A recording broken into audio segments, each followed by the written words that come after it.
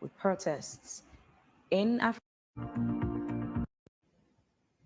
All right, welcome back. You're still tuned to Wake Up Sierra Leone on AYV television and radio. Now, in our first segment, in the studio, we have been joined by the country's Minister of Internal Affairs, Major General retired David Taluva. The minister is here to talk about security matters and protests which have and are still threatening national stability. We also have Alfonso Bani, Executive Secretary, Human Rights Defenders Network, to join the conversation. Good morning, gentlemen. Thanks for joining us. Good morning. Thank you for having us. Let's start with the minister. Quite a lot is happening around the world right now with protests in Africa, in other parts of the world. So close to home, there's Nigeria, there's Kenya. What is Sierra Leone's national security sector thinking? As Minister of Internal Affairs, what are your thoughts with all the happenings in the world? It's not good. It's not good for national stability for those countries. And they're going to regret all what they're doing now, you know, because it will not solve any problem. It won't. Are you saying this because you're worried that your people back home might want to use those as an example and jump on the streets to protest? Because the protests in those countries are connected to bad governance and the economic hardship in their countries, especially Kenya and Nigeria. Are you saying this because you don't want Sierra Leoneans to follow them? I'm not worried. As far as I'm concerned, the government of retired Brigadier Julius Madabio is doing so well. And apart from that, this is a global crisis. Why do you want to set your house on fire? Because there's a global crisis. It's not only peculiar to any particular nation. Why do you want to destroy your country? Why do you want to destroy things? Because it's a global crisis. If you want to tell me that all the governments in the entire world, they are bad, they're not bad. But it's not all the countries in the world that are on protest. Yes, because you have sensible ones and then you have crazy ones.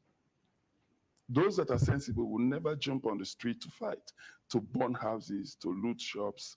Personally, what are your perspectives on protest and demonstration? Are they right or wrong? What should require citizens to participate in a protest or demonstration? Well, personally, my take is it's a national issue. We have to address the issue as a nation. We don't have to address the issue as a political party, as the government in power. We have to address issues as a nation. If we are sensible enough, we have seen this coming from other parts of the world. We have seen hardship. We have seen a lot of things. Not to say this is peculiar to Sierra Leone or it's only peculiar to Bangladesh or to Kenya. You understand me? But if we have Sierra Leoneans... Mr. Minister, I am so sorry to interrupt you, but that was not my question. I'm asking again, what are your personal views about protests and demonstrations? They are not timely. Is it something you think citizens should not embark on at all, at any point? At all. Why not? Okay, because it won't solve any problems. That's why I said it's a national issue. Let's have a national brain. We think as one, and then we address the issue. But if you start to burn your own houses, let's say, for example, we saw in Nigeria, they were burning buses. They were looting shops. Will that solve the problem? It won't solve any problem. Are you also aware that your views contradict human rights? How? Protesting is also part of exactly. If you're doing it wisely, if you know that if I protest for this, I will achieve something, then you can embark on that. But if you know that even if I protest, I won't achieve anything, then why do you need to protest? Why do you need to burn houses? It's not the protesting that is my problem. My problem is the destruction of things. But the protest seems to be working in, especially Kenya, where the president has taken quite a number of steps, slashing down his salary, sacking a lot of his cabinet, cutting off budget allocated to the first and second lady. So yes, for the Kenyans, you would say it has yielded some results. Would you not agree? Let me say this. Will that solve the problem? Is the protest not still going on? The protest is still on. Even he has done all of those things, but the protest is still going on. So what did they achieve? The minister, a lot of theorists or propounders have indeed argued of the importance or about the importance of protests. One of the benefits of these protests is one, it creates a voice for the voiceless, public awareness, policy change, in a way, democratic participation, accountability. And there are a list of international laws that support this. One, Article 19, UDHR, International Convention on Civil and Political Rights, ICCPR, Article 19, European Convention on Human Rights, ECHR, Article 10, and a host of others, Mr. Minister. Is it that you're saying, or you don't want to be direct, that you're afraid? I'm not afraid. All what I'm saying is that's total madness. So you're saying that protesters are mad? No. The way they do their protest, is mad. How can you burn down ambulances? Like in Kenya, a whole mall was burnt down. Would that solve any problem? It won't solve any problem. And you are sending the country backward. They burnt ambulances. The government will have to use money again to buy those ambulances. They will have to buy other things. Then why did you do it? We fought for 11 years. That didn't take us anywhere. Instead, we went backwards. We should learn from that. That fighting will not assist us in any way. It will not solve any of our problems. Alphonsus, you're a human rights defender. Do you support the views of Mr. Minister that protests should never be hard in the first place? Thank you very much.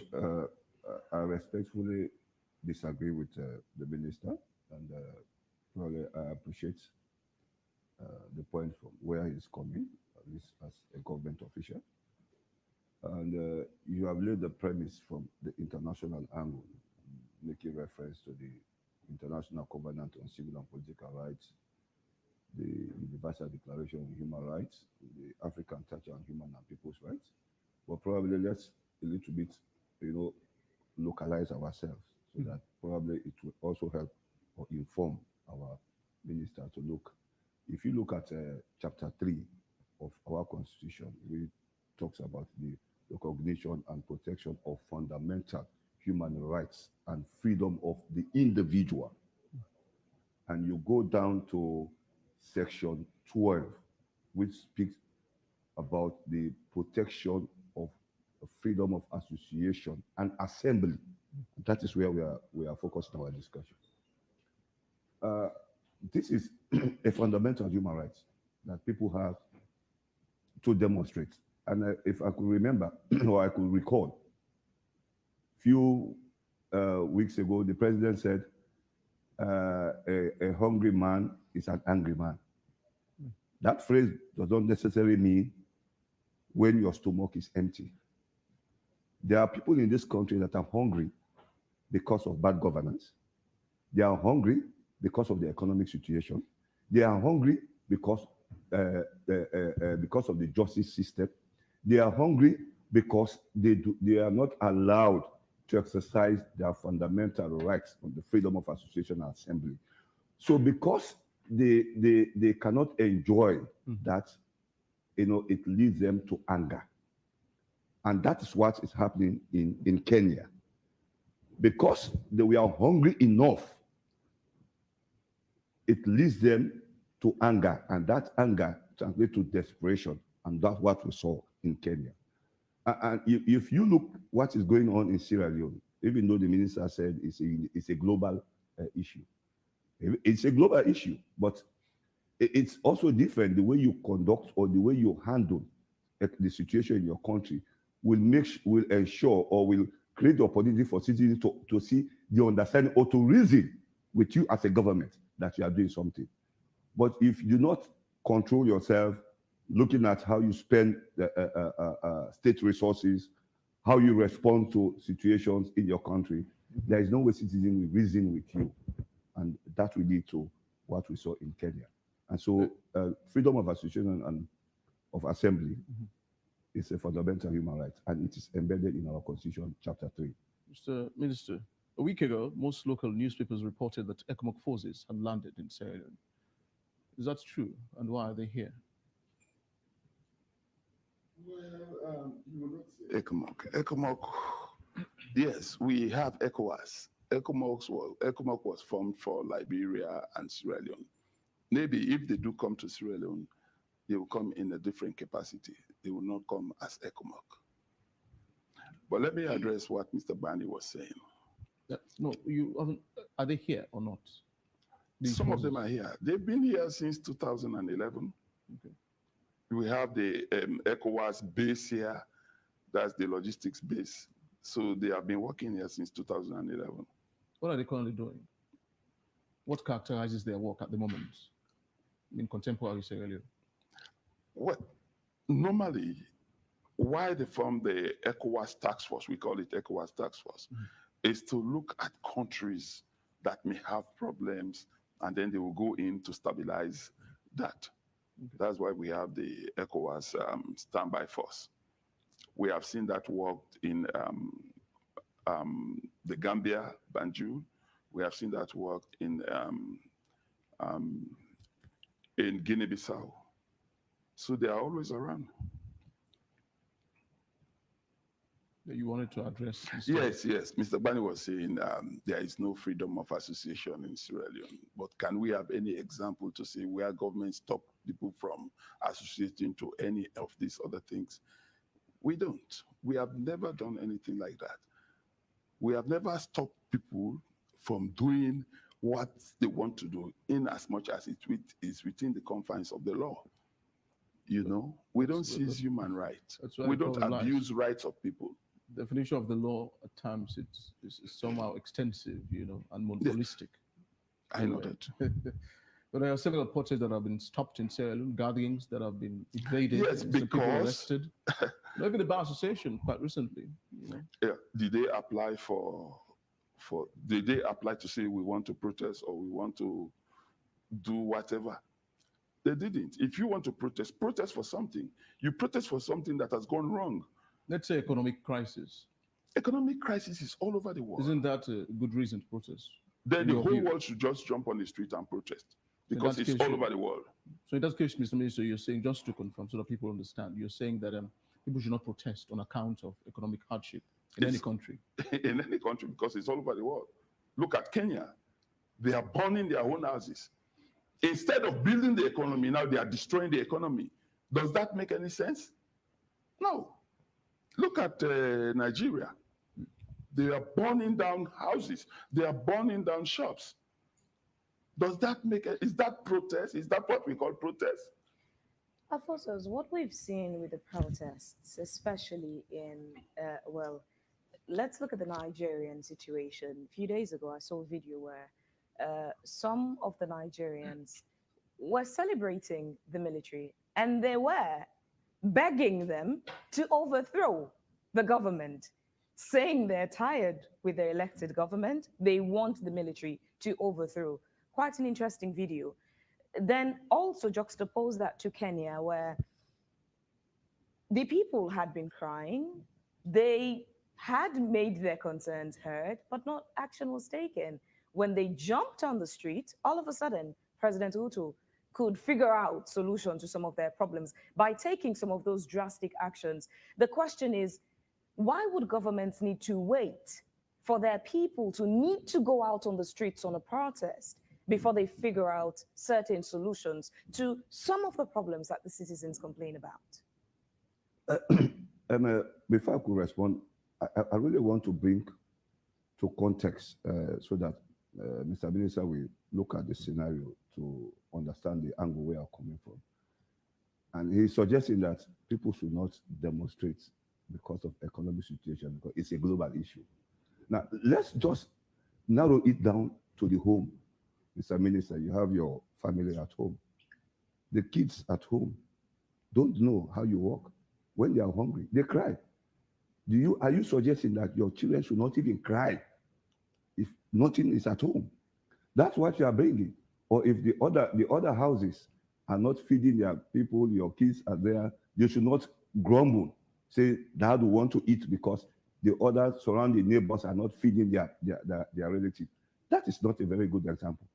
What you need to do is, how can you ensure that your citizens understand the situation within your context, not referring to the global context? And that is what we are missing. And that is the reason you saw the Kenyan crisis. You don't need to refer people to the global situation. We are not under global governance. We are under our own government. We need our government to tell us the strategies, the strides they are using to ensure that every citizen enjoy his or her economic liberty, his or her fundamental rights, his or her rights to education, to health, to good roads or whatsoever. We should not be putting it to global crisis. If you peg it to global crisis, you are telling the citizen to start analyzing how the living standard of the ministers, if we want to peg it to global crisis, ministers should decide. We should not be taking huge sum of money. We should not be enjoying short privileges because our people are not enjoying it. But you are enjoying it devoid of the global situation. And when you start giving short analysis or short references, it angers people. It provokes action. Because what we want to see from government officials is to encourage, to let people understand that there is a challenge within the government and the government is trying to address those issues. Let them see reason. These are some of the words we need from politicians. We need from government officials. The moment you start making reference to global situation, you are neglecting to accept or to own up your responsibility. And that does not suggest a good governance. On the issue of what you are referring to, in terms of the context at which we are living for with regards to protest. You see, Sierra Leone, we have been in a cage. Both successive governments, and I'm referring, and with all due respect to other political parties, I have respect for them, but I'm paying more premium to APC and SFPP. These two major political parties have held this country to ransom. They have deliberately and calculatedly denied the people of this country the rights to freedom of association and assembly. Mr. Minister is suggesting that what I was saying is wrong. There is no single time, and you make reference to even the recent bar association, there is no single time citizens of this country will notify, because we don't apply, we notify the police that we want to do a peaceful assembly or a peaceful protest. That's the essence of notifying the police, so that they can look at how they can control vehicular and pedestrian traffic, so that when you are doing your procession, you don't, when I have my rights to protest, I should also respect the rights of other people that are not part of my protest. And that's the essence of notifying the police, so that they can just control. You show them their routes, the route you are going to take, they marshal you. There is not a single time the police or the Internal Affairs Ministry that is overseeing the police will tell us that people have notified them for a peaceful protest, they have granted those people to protest. What they will say? They will say, no, we advise that you don't continue this protest because of security situation, or people will hijack. We have never seen a statistic from the Sierra Leone police that suggested to us that they have allowed people to protest based on the notification they have received. This is what happened. That data is not there. If Mr. Minister can present that data to me today, I will resign from my office. That data is not there. The only time you can see protest, it is a protest that is in favor of the government, that is preceding the government. In fact, they will not even say anything. People will go down out the street. That's the type of protest we are seeing. But any protest that has something that affects or that shows the government's image in a bad light, that protest will never be allowed. They will say, because of security reasons, we are not allowing you. but they have never given us a data suggesting that people that have notified the police for peaceful protest, they have given them the opportunity to do so. These are the results.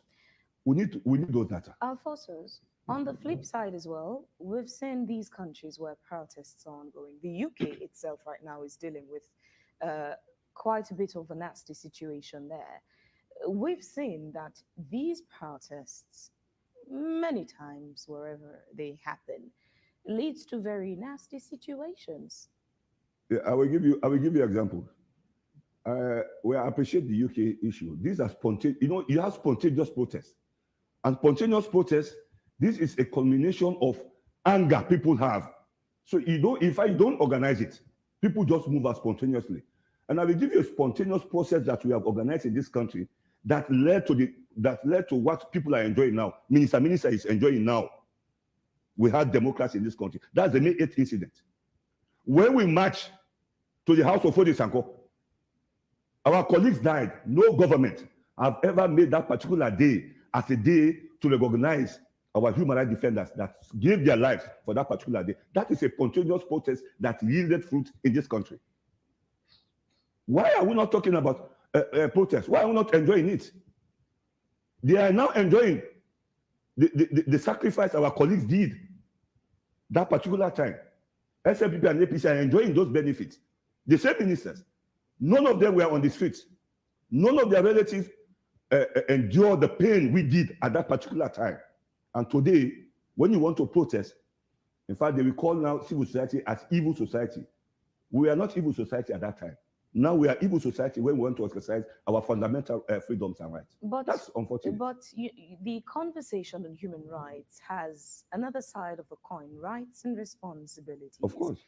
But with the protests, again, everywhere in the world we've seen protests.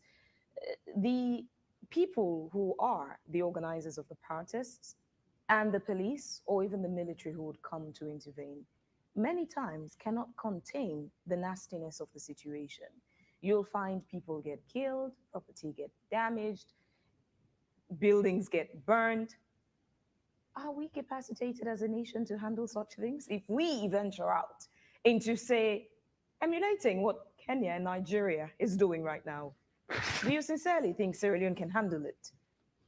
If the people decide to follow? No, let me tell you, when we decide to do a peaceful protest or a spontaneous protest that has, that speaks to the will of the people, and that's why I just gave the example of the May 8th incident. If you look at the August 8, 9, and 10 incidents, it is not a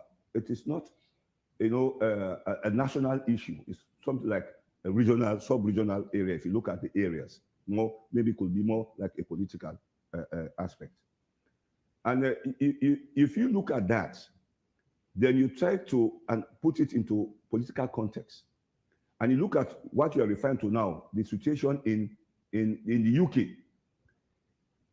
If you bring it here, you will say there is this issue between the color issue. I don't want to say black and white, but it's a color issue. And that's what is happening in the UK. And if you bring it in here, you cannot talk about color issue. You will talk about political intimidation or division or suppression or oppression. And so you will see one side taken to the streets to demand their rights, to demand justice. And that's the time you see things going out of hands. But when you have people coming together that have a general flavor, that has nothing to do with a particular sector, just want to see a complete change, it's different. And many times it's the way how we respond. There have been some protests in the UK that have never amounted to this type of damages. But Alfonso, this one is peculiar because they are tired of seeing racial discrimination. When people go out to protest, you can't control how they carry themselves, and the intentions vary. During protests, you find those who would go about looting people's businesses. You find those who probably just enjoy the mayhem, act as hooligans, you can't control I how agree they with you. behave. I You agree can't with control you. every single protester. I agree with you. You cannot just take the current protests in the UK and generalize it. There have been several protests in the UK that have not mounted to this level. So I'm coming. I Let's don't want to switch bring off. it to The so, Kenya, UK, Nigeria, we keep talking. These are just examples. Okay. So Our now in Sierra zoom Leone. lens Now is let's in come Sierra Leone to Sierra Leone. because Now we've let's come. seen Sierra Leone is a country where every time you talk about things, from the citizens to the politicians, they would always find a country in the world to reference that backs their stance at that particular moment. Exactly. So these are just examples. Let me narrow focus down. is not on them. Now, it's on us as a nation. now let me look Sierra at Leone. let's take out the context in Sierra Leone. When you have a spontaneous process, you don't have anybody to ask or to hold accountable for, or to hold that person responsible, or the person that can say, we take liability of the outcome of our protest when you are dealing with spontaneous protest. But when you are dealing with organized protest, you know who you can handle. And when you are also dealing with spontaneous protest, it's unfortunate that this country, I think there were some years back, we were engaging the Sierra Leone police to say, look, it is high time we start to ensure that we have CCTV cameras in our major streets. These are things you can use to even identify culprits, people that are going way beyond what we seem to be civilized. It was unfortunate at that time. The police themselves kick against that. We championed that at that time. Years back. And so when you have some of those things, people will be afraid. It will reduce the tendency of people to go out there. But Sierra Leone, the problem we have, the economic situation, the poverty level. So once you have this spontaneous protest, people now use the advantage to go out and make gains for themselves, other than the ultimate goal that people are going out there, which is not good. We condemn that. That is why we are not. We are against the use, whosoever use or advocate violence. We condemn it outrightly, and we don't even support riotous conduct. We support peaceful protests in this country. That is why I want to ask you about. We condemn in whatever form. You see, readiness perhaps is non-existential at the moment. I mean, generic readiness to participate in a nationalistic cause. Now, over the years, I've observed most of these protests are ill-fated. Most of, not saying all of them. Now, the level of hypocrisy in these gatherings as well, is maddening, is disturbing. Now, people will plan these protests, they will arrange it, but at the end of the day, not everyone will come out. Now, in most cases, the people who engineer these things are never on the streets. They are cowering in perhaps their houses, or have possibly even fled. In Sierra Leone, of recent, I'm not saying the time you protested, but now what I'm saying is general hypocrisy. And there are people who have even fanned the flames of protests that are not even on ground to marshal these protests. Don't you think Sierra Leoneans are not that ready to participate in a generic cause that will benefit everyone? Most of these protests, if you ask several professionals, they'll tell you that they are ill-fated. Malafide is the Latin word, They do not serve the cause of people, I mean, the grassroots people. It's either it is political or tribal. You think we're ready to have actual protests in this country? Just to be honest. Technically, we are not ready, and there's a simple reason. The simple reason is that because we have allowed politics to play into our situation. And I will give you a practical example. Even though the economic situation is challenging, even though you have issues affecting some members of the ruling party, if you talk about a national protest against the SFPP-led government, what they will tell you, in quotes, how for do now we party law beer. And so Even though it is paining them, they are not looking at it from the national perspective. They are looking at it from the political angle. And that's the difference. And that's the problem we have. If you look at the Kenyan situation, it goes beyond political ideology. It infiltrates, it looks at national level. And that is where the issue gravitated.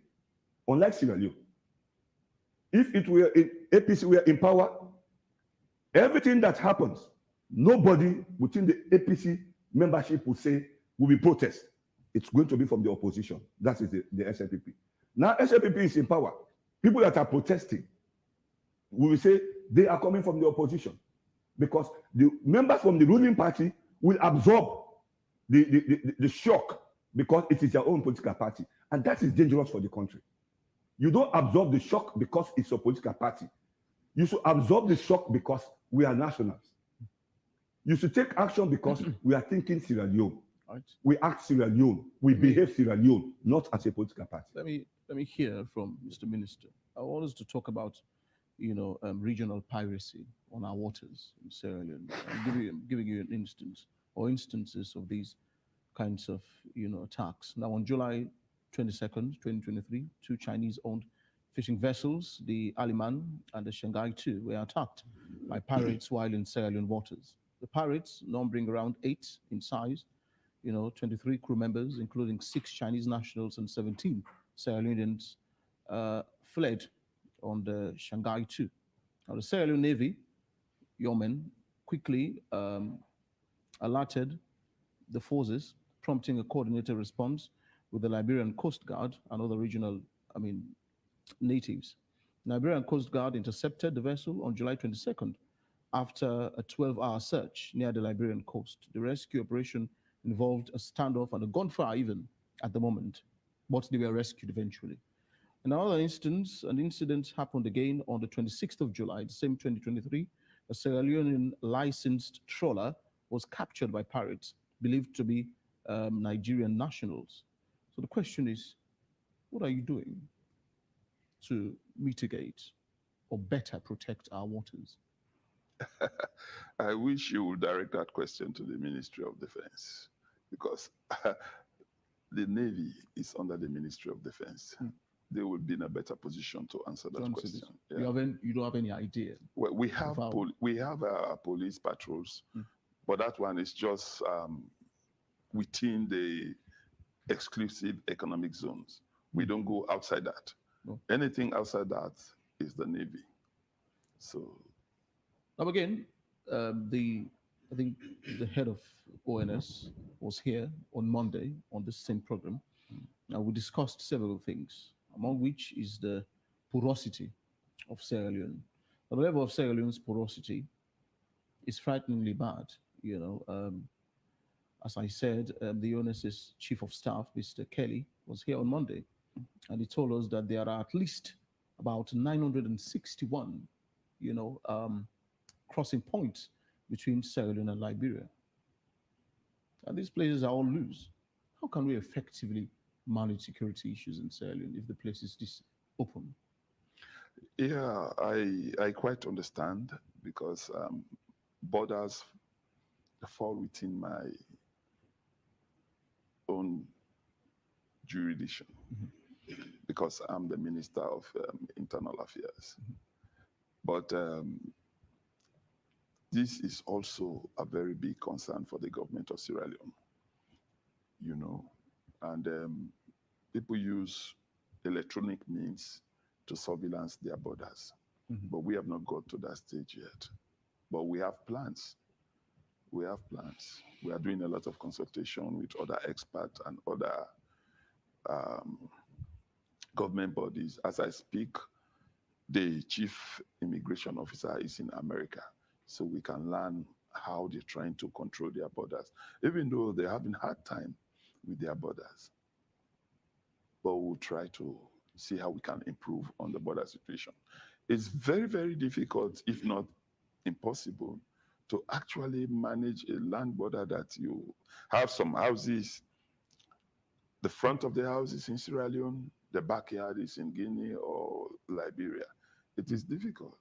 People around these border regions They don't observe border protocols. Sometimes you just see them today, they sleep in Sierra Leone, their farm is across um, Guinea. This is how we have been living for quite a very long. The only area we can say we have some restrictions, these are areas we have rivers as boundaries. But where we have land boundary, people just go, they don't even know the border. They just go across, come across, go across, come across. So even if you say 900, maybe you'll be missing it. It could be more than that. That's what the ONSS Yeah, chief, yeah, chief said. possible, because that's what maybe they have seen. But it could be more than that. So are you implicit in saying that we're not safe in Sierra Leone? And we could be attacked No, I at will any not time? say we are not safe, because we have the national security architecture, which of course we have the border security, the CHISEC, that is the chiefdom security stuff. They are there to watch the borders for us, and they always raise alarm. Mr. Minister, I find this somehow laughable. You see, the ONS boss told us categorically clear that Sierra Leone didn't even have or doesn't have the resources, or manpower to man all of these places, to watch over these places. But you're saying that they are, We have structure. We have structures in people that are place. there. He is talking about resources, according to you, but I'm talking about the structures. That the structures are there. Are they effective? That's the question. Well, they are a bit effective A bit? because yes, Okay. they are a bit effective. Remember, we arrested some. I think, was it 2 months ago when we arrested some people around the Cambia area? They were trying to come in with some shotguns, cartridges, and stuff. That was the work of the CHISEC at the borders. So to some extent, you cannot get it 100% correct, but at least we are making progress. Fonsos, you wanted to say something? Yeah, the ONS boss was really honest, and I think he was honest to the people of this country. I have worked on the border areas, and I've done some activities, like in the Kono axis, in two chiefdom, Tunguru and Mafindo chiefdom. We are looking at also Karine, now Fintonia or Tambaka. These are communities. In fact, they deal with foreign currencies. When they want to sell their goods, they just walk over. It's porous. And so he was trying to be honest to the people of this country, not only to himself or to his institution. And so you find it very difficult to control even some of those areas because the towns are just very close. You just walk over. You go also to now carrying a district like Kamakwe, Tambaka, Fintonia, Chiefdom. You can just walk over to Guinea and do what you want to do. The same thing in Kono. You just walk over to Guinea, do what you want to do, and they do their business in France, Guinea. You don't even see much Leones in some of those areas. Go to the border area, the Kalao area. Go to Pujong. Take Pujong axis. And so you really know that it's not about saying other than the resources, even the structure, as Minister is saying, they are the structures. The structures are not enough. They are not there. They are not there. You cannot tell me there are structures around those areas that I've just called. I've been there and I've worked there for several years and I know the terrain. I know how people are doing their business. It's very challenging. Gentlemen, so sorry to interrupt you. You'd have to hold your thoughts for a while. It's 9 o'clock. It's time we go on a quick commercial break and come back to the conversation. Please stay with us. Rokel SIM Copper Plus is an electronic mobile banking application which connects customers to their respective bank accounts through their mobile phones. With Rokel SIM Copper, you can do cash withdrawal, cash deposit, pay for goods, balance inquiry, transfer from RC bank account to another bank account, utility bills payment, buy airtime for GSM phone, request foreign exchange transactions. It is an application that can be used at any time and anywhere within the confines of Sierra Leone, thereby creating 24 hours access to your account. Rokel Commercial Bank, the bank of choice.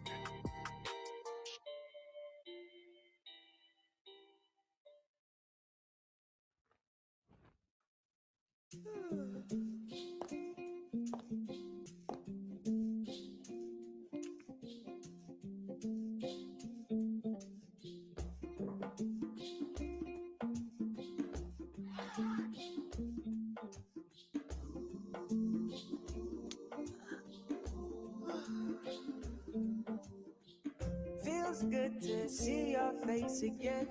It's been a very crazy day.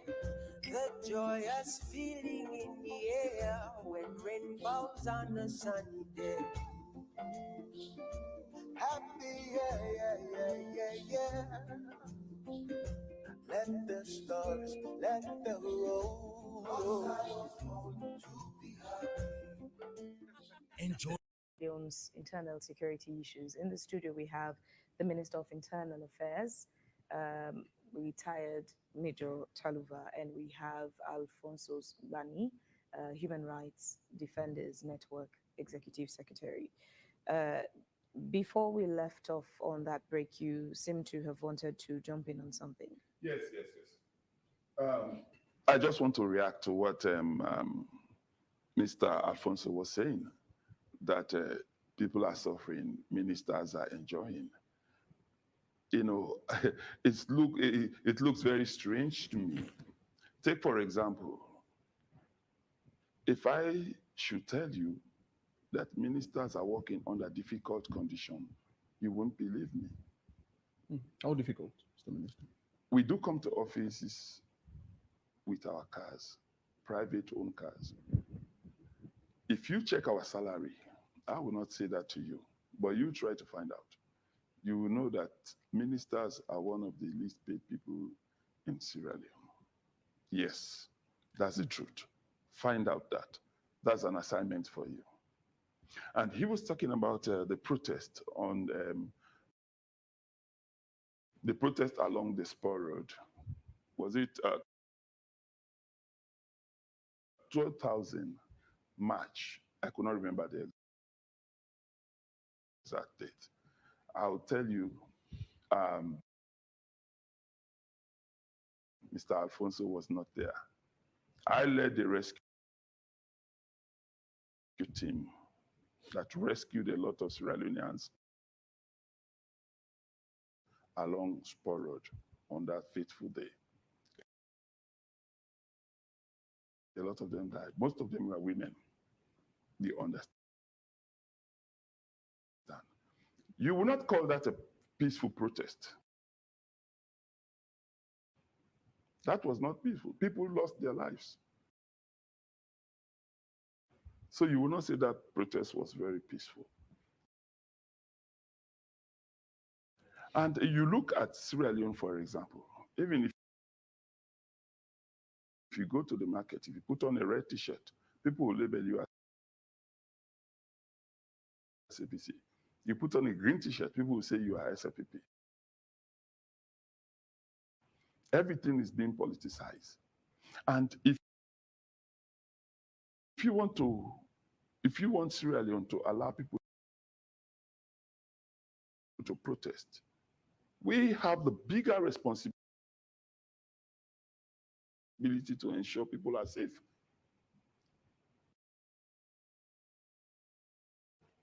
Because all of these protests, what they are leading to, looting, destruction of properties, and at the end of the day, they will not achieve anything. We have businesses in Sierra Leone. Most of these businesses, they are run on bank loans. If you go and destroy their business, like we saw in Kenya, a whole mall was burned down after looting. Would you call that a peaceful protest? What do we tend to achieve after doing all of that? This same government will have to put all those things in place again, because we have the sole responsibility to ensure that these people are safe. We create that peaceful and safe environment for people to do their business. So, Mr. Alfonso, no amount of talking or whatever you say, we allow the government of Sierra Leone to allow people to protest. As you are saying right now, Are you directly making a promise to the citizens of Sierra Leone that they would be, that they would be denied of their human right to converge and go about protesting? if they go the proper way, if they do the right thing, if they apply for a protest, they come for an interview, they will now ask them to sign a document. You understand? Mr. Alfonso has not done that. It sounds like with your submission, it sounds like there is an agreement within government to prohibit citizens from protesting. No. There is no agreement like that. There's no agreement. But ask him if he has applied for a protest. He has not done that. And he wants us as security ministry to just sit by and watch him loot people things, burn vehicles, burn down houses. No. I'll be judged wrongly. He spoke about spontaneous protests. Peradventure, there is a spontaneous protest. Without no notice? How prepared is the internal security sector to handle it? We are prepared. We will deal with that precisely. If you just do a spontaneous protest, you go around the street, you start to loot, we'll treat you like a rebel.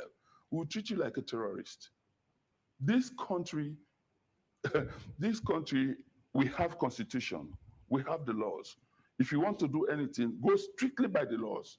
Apply, you want to do this, they'll call you for an interview, we'll interview you, you will take some oath, you sign some papers, and then we'll allow you to protest. But there has not... Yes, no, go ahead, let me just... There has not been any protest, even from the SLPP party. There has not been any protest. We have not allowed any protest, even within our party. We have not allowed any protest. Minister, what you're saying, isn't that a way of someone confirming his or her death or arrest eventually? But eventually things go wrong in the protest. Who gets you why would arrested? someone sign a conveyance or document, saying that nothing will be vandalized during this protest? Is that, yes. In your view, is this truly honest?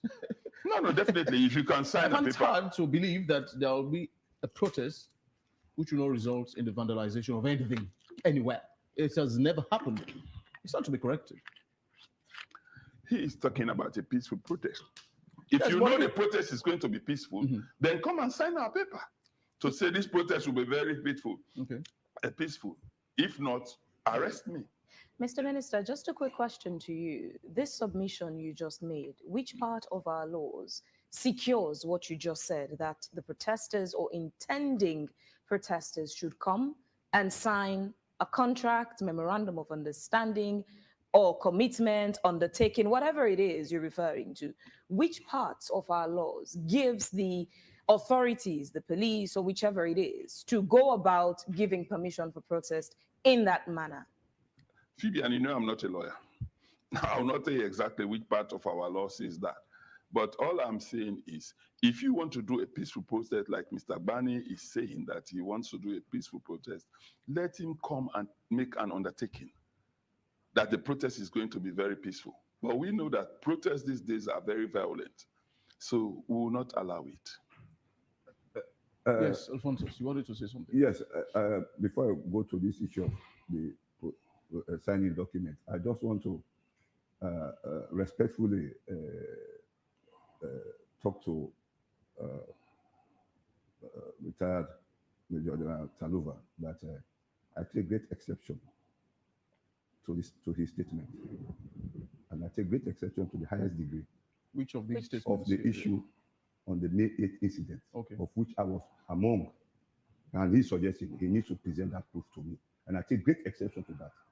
And I will always become so angry with any politician or any state official that tend to trivialize some of us that survived that particular fateful day. I will become so angry with that person.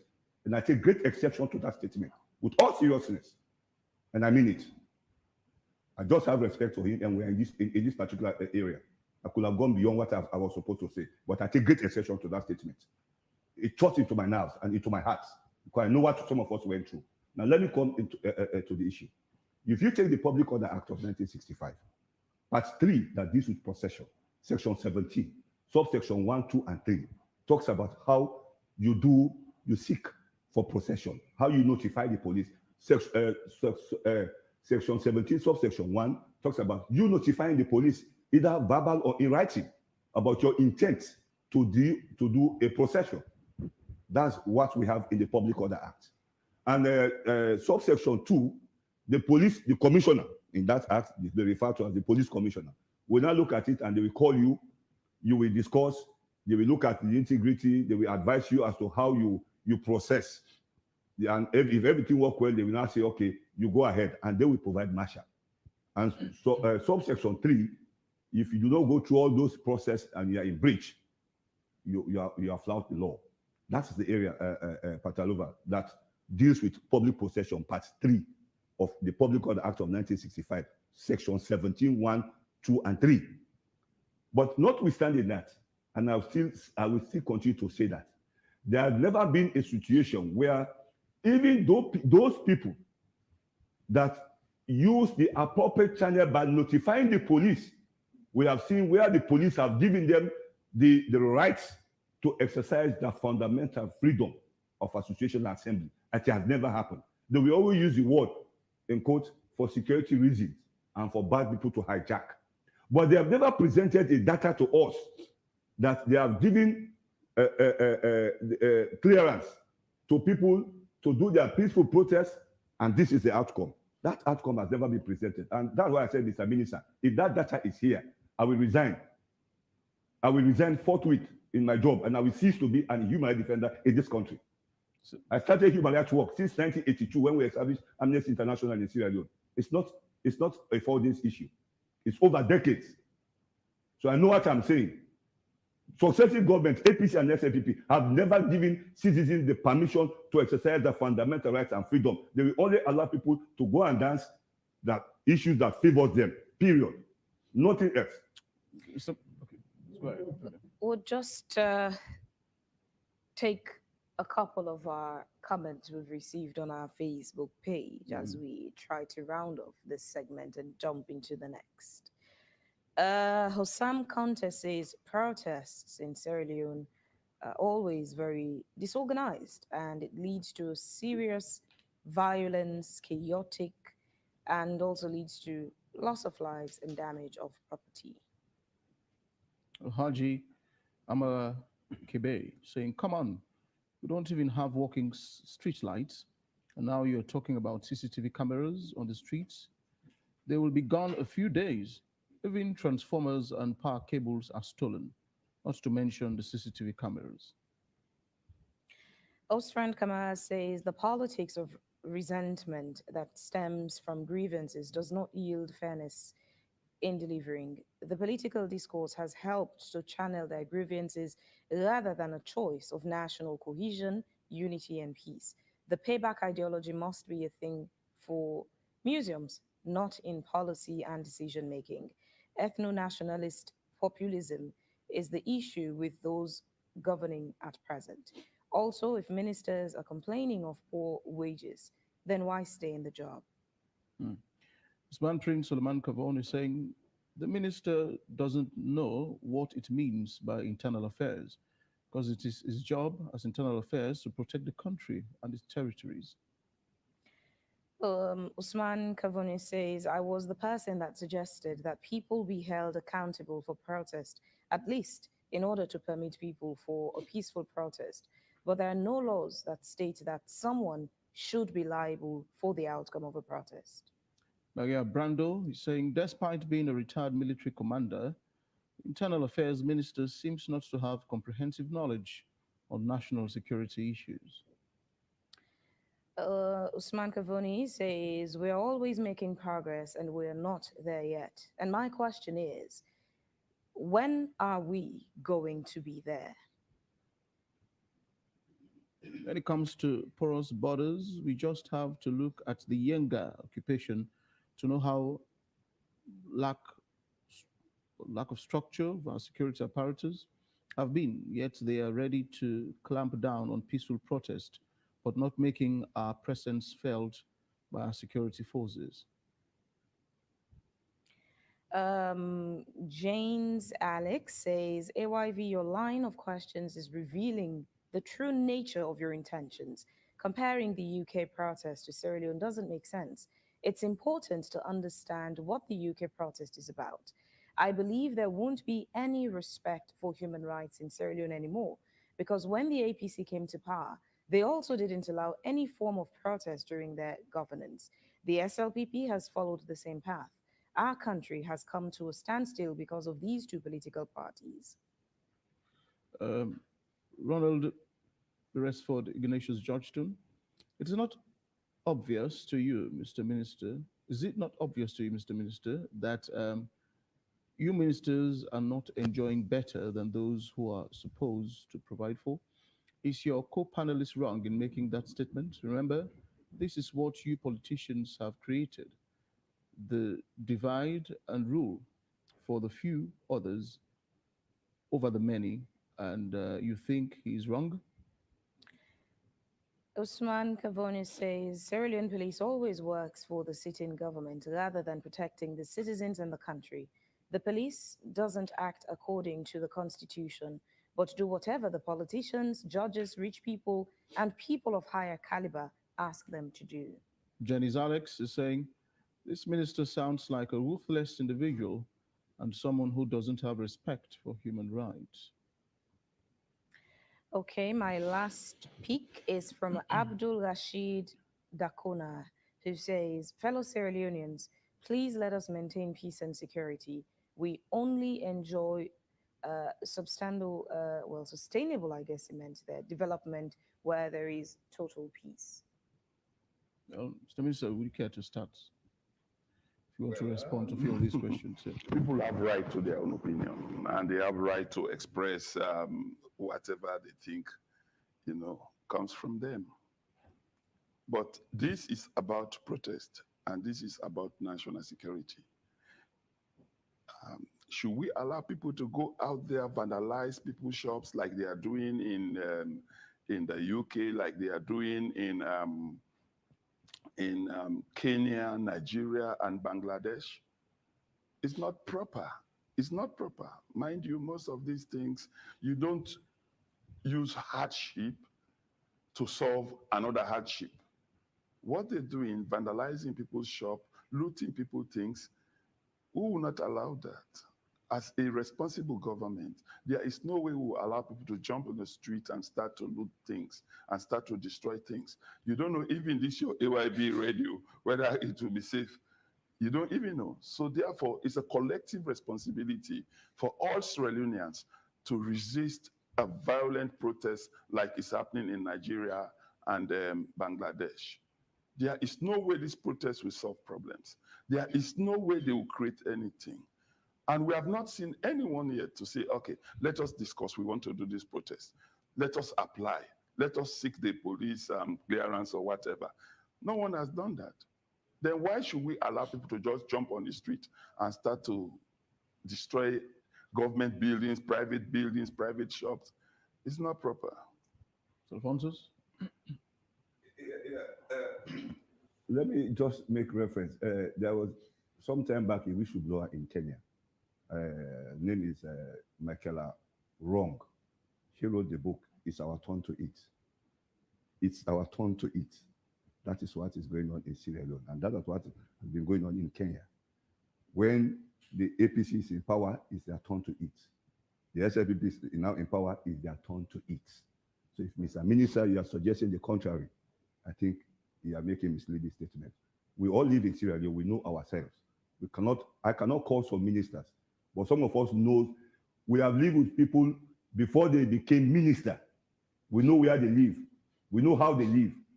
When they made them ministers, we know the assets, the property they have. As we speak, we know we are living in this country. Let us don't make mockery of the situation in this country. And let us don't provoke the citizens to the level that they cannot control their emotions and their anger. Let us see reason to make sure that citizens understand the plight of government or the plight at which the governance system is operating. I think that's the way we need to do in this country. And somebody asked, we are doing well, but we are not going too far yet. When can we reach to that point? The only time we will reach to a level where this country will become paradise is a time where every one of us, including the minister seated here, will observe and respect the national pledge. As we speak now, what the minister is doing, his pledge, he pledged his love and loyalty to SLPP, not to this country.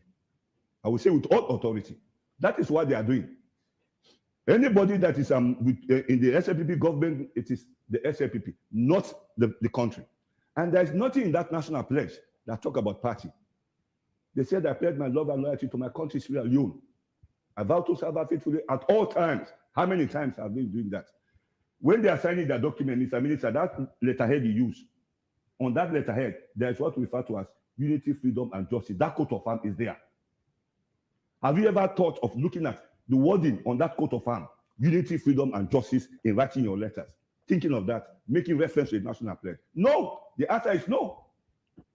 And that is why we are suffering, because they are not paying attention to the country.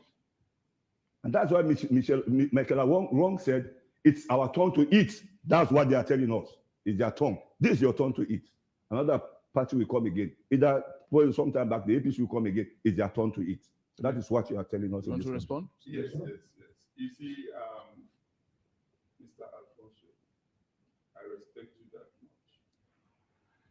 much. Let us be careful not to blow the flames of fire. What you're now saying is very inciting. We have sacrificed for this nation. I was shot more than 4 or 5 times, direct bullets, for this nation. Being a politician will not change that. Let's talk about the good things about this government. Let's talk about the education. Let's talk about the health of this nation. Let's talk about the strides that President Bio is doing. You can hate President Bio, but let's talk about the good things that he is doing. Okay, Nigerians, according to them, they are protesting because they remove subsidy from fuel. But instead, Sierra Leone, we increase subsidy for fuel. The price is even down. So why do you want to mislead Sierra Leoneans to protest? Nigeria, they're not paying subsidy for rice. We are paying subsidy for rice. We said we pay subsidy for even the electricity you are using. But nobody will come out and say these things. Nobody will come out and say good things about this government. All they care to know is ministers are enjoying. Ministers are enjoying. You know, like they say in Creole, you will wear a shoe, and you know side they burn you. But I tell you, this government has worked so hard. Look at education. Nigeria will tell you there is no free education, the fees are high. Here, primary to secondary, it's free. Why can't we talk about the good things? Why can't we talk to our people that, no. Amidst the hardship, the global hardship, this government is trying. This government is doing this. This government, look at the healthcare services. Why can't we talk about the good things? Instead, you will say ministers are enjoying, ministers are this, ministers are that. I'm using Land Rover to come to work, my own private Land Rover. I use my private Land Rover to go up the provinces, to go to the borders. But people don't see this. And As a human rights defender, you must be very objective. You have to be very objective. Look at the surrounding. Look at what has changed. Tell the people this has changed. But if we keep saying the whole story, as if this government is not doing anything, this is not proper, Mr. Alfonso. It's very misleading. Gentlemen, I'm so sorry to interrupt what seems to be a banter you'd want to be starting this morning. Unfortunately, we'd have to end this conversation here because there's a second conversation pending for our second segment. Many thanks to the Minister of Internal Affairs, Major General David Taluva, and thanks to Alfonso Bani, Executive Director, Human Rights Defenders Network. We're going on a quick break. We'll be right back to continue the second and final segment of the program. Stay with us. The name Rokel is derived from the longest river in Sierra Leone, which empties into the Atlantic Ocean that portrays the greatness expected of the bank as a gateway to banking. Now the bank has 17 branches, 12 outlets, and more than 200 agents located in strategic areas of the country, and most of them are supported with ATMs. Embracing the digital age, innovation, and transformation, the bank has introduced its e-banking basket with remittance services like MoneyGram, Western Union, and RIA. In the basket, you can find ATM, card services, POS, and SIM copper products. With the money transfer services, you can send and receive money from Sierra Leone. With our Visa and prepaid card, you can withdraw cash locally and internationally, shop online, pay bills, and much more. Whether you have an account or not, Rokel Bank will issue a prepaid card to you. Just load it up and you are on the go. You can also access funds through cardless transaction on our ATMs through the SimCopper platform. We also offer our services in trade facilitation, letters of credit, and correspondence banking, which gives us a global reach. Responding to environmental concerns and climate change, Rokel has maintained its tree planting site since 2019 to date. That is why the bank's MD and management has been recognized locally and internationally, including the members of the House of Representatives of South Carolina for their contribution to economic development in the banking industry. And remember, if you don't have a bank account, it's never too late. Rokel Commercial Bank, the bank of choice.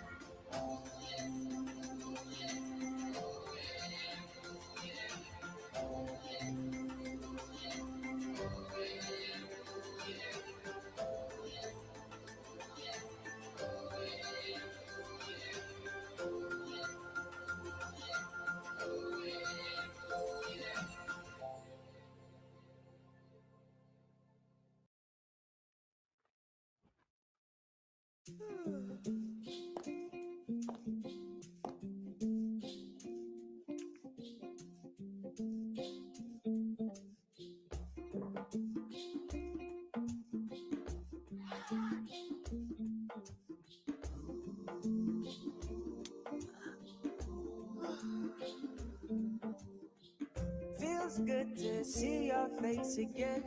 It's been a very crazy day. The joyous feeling in the air when rain falls on a sunny day.